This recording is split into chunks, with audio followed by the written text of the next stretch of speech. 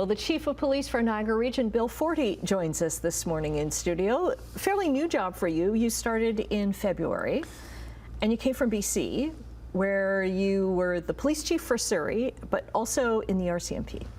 Yeah, that's correct. I spent 28 years with the RCMP in British Columbia in a variety of capacities, involved in what I would, in general terms, describe as major crime investigations. And then, as you reference, I was the chief in Surrey, and I oversaw the Lower Mainland District when I retired from the RCMP and ultimately came out here to Niagara. Right. Before you came here, you were involved in a really high-profile case. You were involved in the investigation of the Robert Pickton serial killer. Yeah, that's correct. I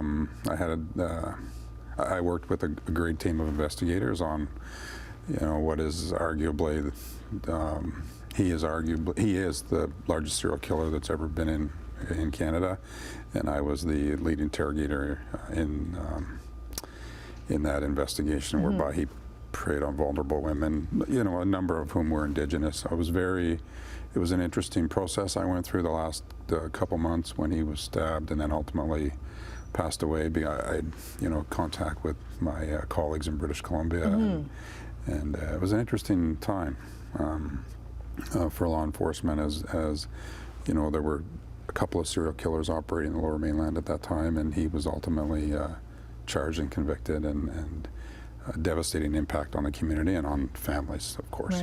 Right. You were saying, we were talking earlier, Surrey, BC is a border town. Correct. Like Niagara Falls, which is part of the region. You were saying that there are quite a few similar issues. So guns coming over the border is one of them. Yeah, Surrey, of course, had a land border, and then in Niagara we have the bridges. The issues around gun trafficking coming, the majority of crime guns in Canada come from the States, and a lot of them come in from Ohio, Texas, some of the states along the corridor, and then on the West Coast it's also an entry point as well, coming up. Human trafficking also an issue in Niagara, given the sheer number of hotels where a lot of these operators work out of. Yeah, it's not dissimilar from Pickton preying on predatory, like his predatory behavior, preying on vulnerable women.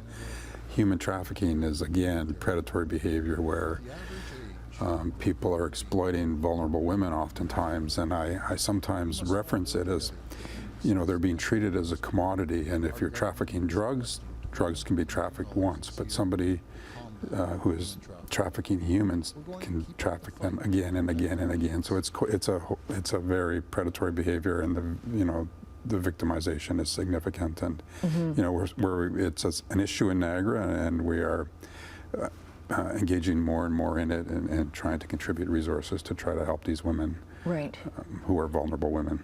We've got about a minute left. You're also proactively trying to stop a rising crime in Niagara, being auto thefts, and you're giving away free bags to prevent that. We are.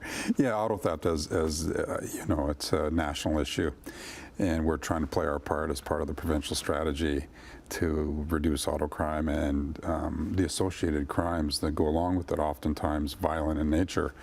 Our police officers now are dealing with more and more complex issues like this. It's very challenging for them.